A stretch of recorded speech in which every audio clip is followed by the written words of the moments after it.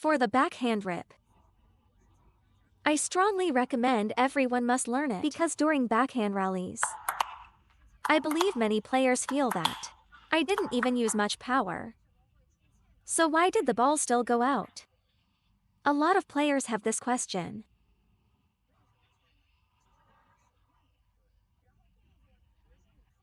Let me break it down for you. First, your hand is too stiff. When it stiffens up, you hit too much. Second, you unconsciously back off from the table. Once you step back, you're farther from the ball. You have to stretch your arm out just to reach it. When you stretch out, see, it's easier to hit long. This is the main reason many players hit out. It's because when the ball comes at you, without realizing it, if the ball pressures you, you step back, then the ball gets farther. That makes judging distance harder, and controlling power even harder. That's why it goes out. But if we learn the backhand rip well, like I stand here, and if I make a bigger motion, I can still land it on the table. Even with a bigger swing, see? Friction is the key. You can exaggerate the motion. You can increase spin. That's why we must learn the backhand rip. So what's the biggest difference between backhand rip and backhand drive? First, with the backhand drive, the backswing is in front of you, around the belly button area,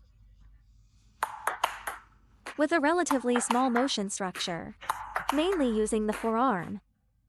For the backhand rip, the backswing is slightly lower than the drive, around the lower abdomen, like here. Why lower? At first, when practicing, you need better leverage, and the motion range becomes bigger. Similar to looping. Just like looping. But once your rip improves, you can raise the elbow to brush the upper part of the ball. In the beginning, use larger motions to feel the friction, so the backswing can be lower. Rip. Drive. Later, when your rip is solid, you can raise the elbow, see? Directly brush the upper part. At the start, make sure to distinguish rip from drive. From the backswing height, we can clearly tell the difference, but don't go too low. Otherwise it becomes a loop. Near the table, keep it slightly higher. In fact, many amateur players now hold the racket to low for backhand drives. If it's too low, once they swing, it looks like they're lifting an arc. For example, if your start is low,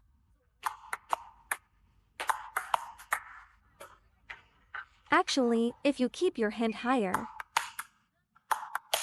you'll have more power.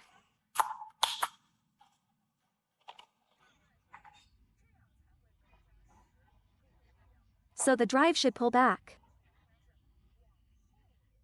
while the rip should dip slightly lower.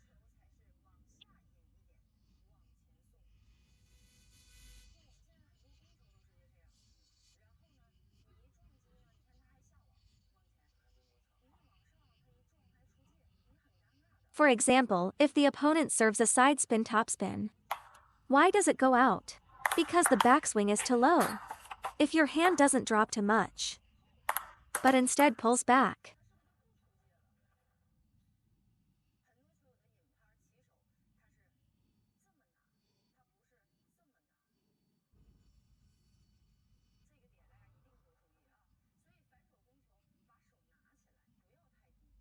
when we watch professional players on TV, many people try to imitate them.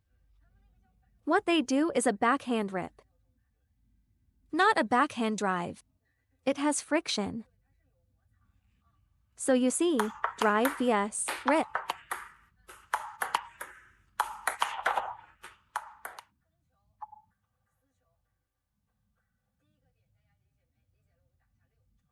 First is the backswing height.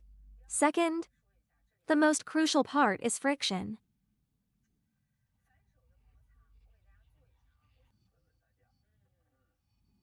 Many players get stuck at this step. So with friction, the racket head takes the lead. Why is it that many people's wrist rotation isn't focused?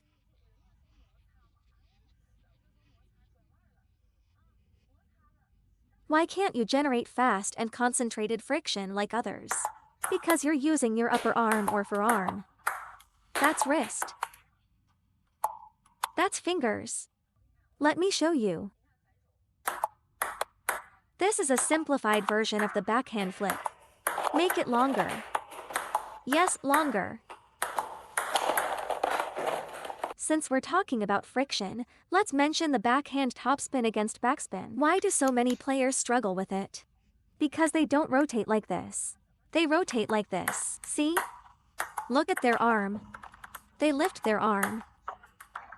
So there's actually no real friction. It's just lifting the racket from low to high. Without real change. Without catching the ball. Just lifting with the arm.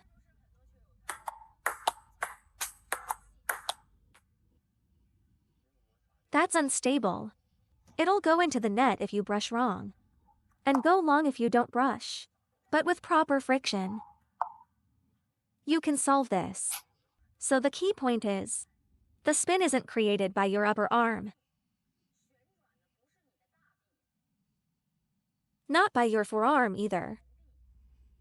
The forearm drives forward. But it doesn't generate friction. The wrist drives the racket head. Relax, rotate.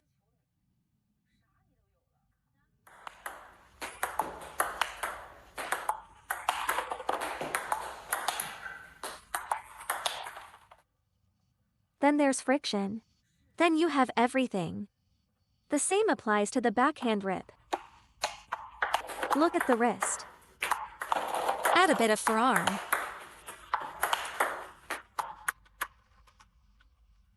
The friction becomes very focused, since backhand rallies are faster than forehand rallies.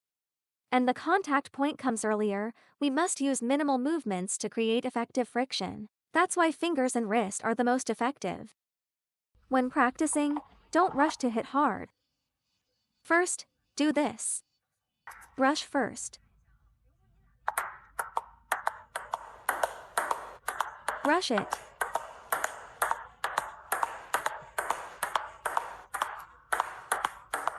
First create the trajectory. Then gradually, add some speed.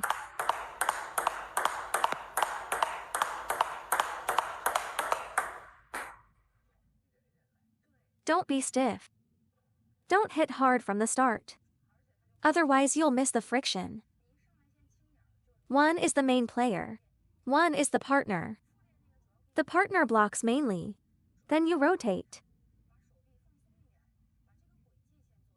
Open up your swing. Then rotate with friction. Don't over-rip the wrist. Gradually add some forearm.